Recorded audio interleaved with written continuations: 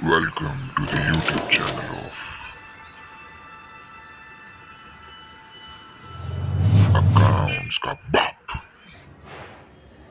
Hello guys, welcome back to Accounts का बाप, your one stop channel for all your accounting needs. So आज हम क्या करने वाले, ये देखो फॉर्मेट, ये फॉर्मेट आपको पता होना चाहिए because you are standard 12 student S Y जैसी. सो ये है balance sheet, of course liabilities amount asset amount अब बैलेंस शीट है. बट इस बैलेंस शीट में हम फाइनल अकाउंट्स एनपीओ ऐसा कुछ भी नहीं करने वाले, हम करने वाले treatment of share capital in balance sheet. तो शेयर इश्यू ऑफ शेयर्स जो चैप्टर होता है या फिर जो शेयर्स होते हैं बेसिकली, वो शेयर के अलग अलग टाइप्स होते हैं शेयर कैपिटल की, जिसका एक अलग वीडियो आई बटन पे क्लिक करना तो आपको पूरा लिंक मिल जाएगा. ठीक है. सो यहाँ पे जो शेयर कैपिटल होते हैं उसका बैलेंस शीट में किस तरीके से ट्रीटमेंट होता है, क्या एंट्रीज होती है, वो हम यहाँ देखेंगे with the help of an example. यहाँ पे आपको पूरा क्वेश्चन हाईलाइट हो रहा होगा. ठीक है. अब आप ध्यान से क्वेश्चन पढ़िए, देखो क्या बोल रहा है क्वेश्चन में. सबसे पहले बोल रहा है a company was formed with N authorised capital of how much 10 lakh rupees. अब रुपीस का सिंबल है वहां पर, तो रुपीस का सिंबल डिनोट्स 10 लाख रुपीस, मतलब वो पूरा पैसा है, कैपिटल अमाउंट है. तो नंबर ऑफ शेयर्स कितने होंगे, so divided into 10,000 equity shares. आपको बोल रहा है कि 10,000 इक्विटी शेयर थे एंड ऑफ ₹100 ईच. तो आपको बोला है एक शेयर का भाव 100 रुपया. कितने शेयर है टोटल नंबर ऑफ शेयर्स 10,000. जब मैं 10,000 शेयर को 100 रुपए के भाव से बेचूंगा तो मैं कितना रुपया जमा कर सकता हूँ, 10 लाख रुपया जमा कर सकता हूँ. एक बात बताओ, हमारे पास टाइप्स ऑफ शेयर कितने, कैपिटल कितने होंगे, टाइप्स ऑफ शेयर कैपिटल फटाफट रिवाइज करते हैं. First authorised capital, second issued capital, third subscribed capital, fourth called up capital, fifth paid up capital, और उसी में से हमारा रिजर्व कैपिटल भी आता है. और उसी को काटते क्या है, उसमें से हम कॉल इंटरेस्ट जो पैसा हमको नहीं मिलता. बट ये लाइन वाइज आपको जानना होगा. ठीक है. पहले ऑथोराइज्ड, फिर इशूड, फिर सब्सक्राइब. ठीक है. अब पहला तुमको ऑथोराइज्ड कैपिटल है, तो यहां पे जाने का बैलेंस शीट में और मस्त लिखने का पहली चीज ऑथोराइज्ड कैपिटल लायबिलिटी साइड पर, authorised capital.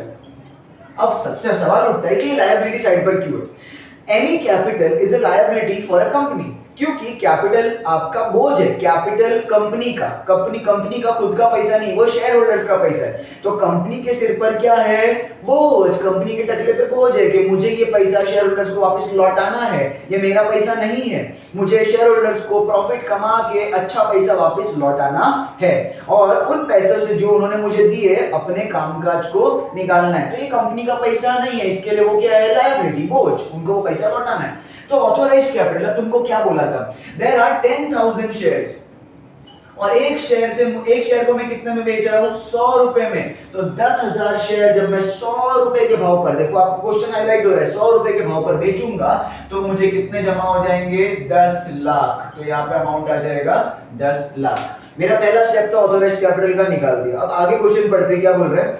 It issued to the public 7,500 shares. अब देखो मेरे पास टोटल नंबर ऑफ शेयर्स कितने हैं, 10,000. इसका पूरा कैलकुलेशन है ना, मैं यहीं पर बता रहा हूं, ध्यान से देखना. टोटल नंबर ऑफ शेयर्स है मेरे पास 10,000. This is my authorised capital, AC का मतलब authorised capital.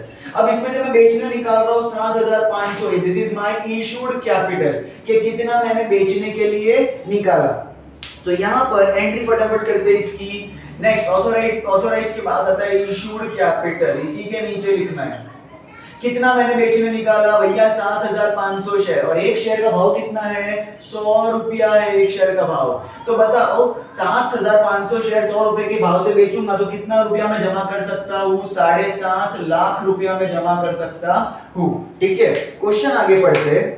Shares payable as 30 on application, 30 on allotment and balance on final call. अब या इसका मतलब क्या होता है, देखो मैंने आपको बताया था कि जब भी कंपनी शेयर्स बेचती है ना, तो उसका जो भी फेस वैल्यू होता है वो एक साथ नहीं मंगवाती, उसको इंस्टॉलमेंट्स देती है. तो यहाँ पे मेरा फेस वैल्यू 100 रुपए का है, ये जो 100 रुपए का फेस वैल्यू है वो मैं 100 रुपए एक साथ नहीं मंगवाऊंगा, मैं उसके अंदर इंस्टॉलमेंट दूंगा. ठीक है. तो वो इंस्टॉलमेंट कैसे दिए गए हैं, 100 रुपया में 3 इंस्टॉलमेंट दिए गए, और वो 3 इंस्टॉलमेंट कौन से हैं, 30 application, 30 allotment and balance on final call. So application, allotment and final call के 3 इंस्टॉलमेंट है. इस पे मैंने 30 रुपया मंगवाया, इस पे मैंने 30 रुपया मंगवाया, और बैलेंस, अब एक बैलेंस बताओ, 100 में से 30 60 गया, बैलेंस कितना बचा, 40, वो मैंने इसमें मंगवाया. तो 3 इंस्टॉलमेंट दिए मैंने, ठीक है। आगे बोलते हाँ, applications were received for 6000 equity shares.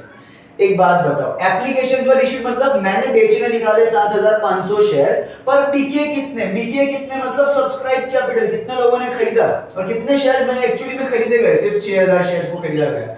So next मेरा एंट्री इधर क्या आएगा, सब्सक्राइब्ड कैपिटल। इशूड के बाद आता है सब्सक्राइब्ड कैपिटल। तो कितने कैपिटल मेरे सब्सक्राइब हुए, 6000 कैपिटल सब्सक्राइबर। सब्सक्राइब से मुझे याद आया कि आप भी सब्सक्राइब कर दो, क्या बुरा जाता है, ठीक है। तो सब्सक्राइब कैपिटल 6000 और मेरे एक शेयर का भाव कितना है, 100 रुपया।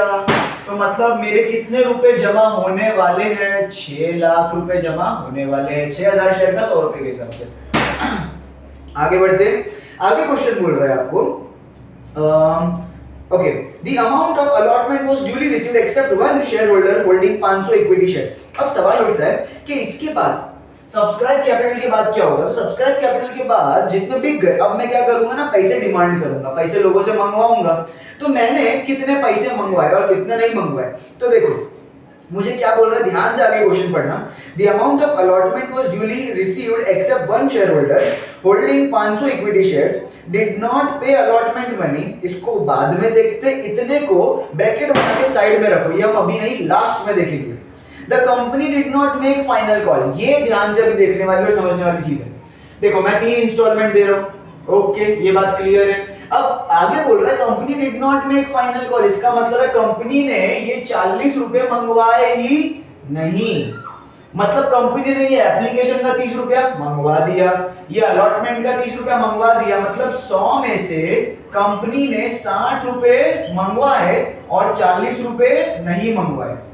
अब ये इन दोनों में क्या फर्क होता है सर, कॉल्ड अप कैपिटल मतलब क्या होता है कि कंपनी ने एक्चुअली में मंगवाए कितने हैं। तो हमारा नेक्स्ट जो कैपिटल है इसके बाद सब्सक्राइब के बाद वो होता है कॉल्ड अप कैपिटल, कि भैया कंपनी ने एक्चुअली में मंगवाए कितने, कैपिटल में से पैसा मंगवाया कितना। तो कंपनी ने तो खाली 60 रुपया ही मंगवाया ना। अच्छा कितने शेयर्स पर, तो अभी हमने देखा था हमारे 6000 शेयर्स बिके हैं, तो हम 60 रुपया तो उसी पे मंगवाएंगे ना, उसके अलावा किसी शेयर पर थोड़ी मंगवा सकते।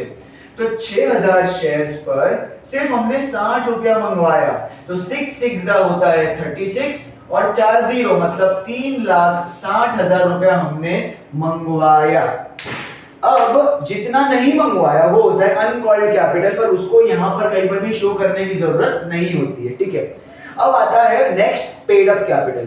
पेड अप कैपिटल का मतलब होता है कि हमने जितना 3,60,000 मंगवाया, क्या उतना पूरा पैसा आ गया या उसमें से कुछ लोग थे जिन्होंने मुझे नहीं दिया। तो कॉल्ड अप के बाद आएगा मेरा next step paid up capital. Now what do you mean by paid up capital, कि भाई देखो मेरे को 3,60,000 आना चाहिए, इसको मैं अंदर शो कर रहा हूं क्योंकि जितना मंगवाया उतना पूरा नहीं आया ना। कुछ ढीठ लोग होते हैं जो नहीं देते पूरा पैसा। तो देखो उधर जो मैंने बोला था ना उतनी लाइन को साइड में रखो, अब वो पढ़ रहे हैं हम वापस से। Third last line, sorry second last line, the amount of allotment was duly received except one share holder. एक शेयर होल्डर ढीठ था जिसके पास 500 शेयर्स थे, डिड नॉट पे अलॉटमेंट मनी। अब देखो एक शेयर होल्डर के पास कितने शेयर थे, 500 शेयर, उसने कौन सा पैसा नहीं दिया, उसने ये अलॉटमेंट का 30 रुपया नहीं दिया। मतलब 500 शेयर पर हमको 30 रुपया नहीं मिला। व्हाट इज 5 3 15 और ये 30 मतलब मुझे 15,000 रुपए कम मिले या तो नहीं मिले, ये की बात है।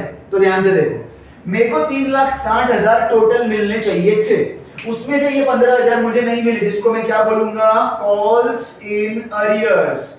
अरियर्स का मतलब, कॉल्स का मतलब होता है इंस्टॉलमेंट, अरियर्स का मतलब होता है नहीं देना। तो ऐसा इंस्टॉलमेंट जिसका पैसा नहीं दिया वो कॉल्स इन अरियर्स। अच्छा इधर बताने का कि भाई कितने, 500 शेयर का 30 रुपया, रुपीस का सिंबल भी डालने का, ब्रैकेट बनाने का, नहीं दिया। अब इसमें से बताओ 3,60,000 आना चाहिए, तो उसमें से 15,000 नहीं आया, तो कितना आया एक्चुअली में, सिर्फ 3,45,000 आया ना मेरे पास। तो मैंने ये क्या किया, इसमें से प्लस किया कि माइनस किया, माइनस ना, तो यहां मैं क्या लिखूंगा, लेस लिखूंगा, अंडरस्टूड।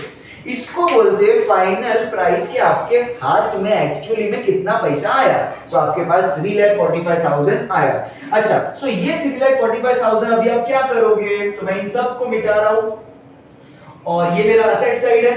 तो असेट साइड पर मैं ये 3,45,000 जो मेरे पास एक्चुअली में आया उसको बैंक में जाके डिपॉजिट कर दूंगा। तो क्या लिखूंगा मैं यहाँ पे, कैश एट बैंक 3,45,000। अब इस बैलेंस शीट को अगर मैं टैली करूंगा तो टैली कैसे करने का, टैली में खाली वो अमाउंट लेने का जो एक्चुअली में आपके पास आया है, जो नहीं आया है उसको नहीं लेने का। तो ध्यान से देखोगे, सो आपके पास इन सब में से एक्चुअली में कौन सा अमाउंट आया, 3,45,000 का ना, तो बस वो तुम्हारा टैली अमाउंट बनेगा 3,45,000। तो इसी के साथ हम इसको टैली करेंगे और यहाँ पे 3,45,000 है। सो हमारा बैलेंस शीट क्या माना जाएगा, टैली माना जाएगा। अच्छा, एक और चीज, कुछ प्रेजेंटेशन पे ध्यान देने का, हम अकाउंट्स पढ़ रहे एकदम अच्छे से पढ़ेंगे। प्रेजेंटेशन में क्या रहेगा, जब भी आप बैलेंस शीट बनाओ सो आप यहाँ पे कैपिटल लेटर्स में टोटल और रुपीस का सिंबल जरूर डालो, टोटल और रुपीस का सिंबल।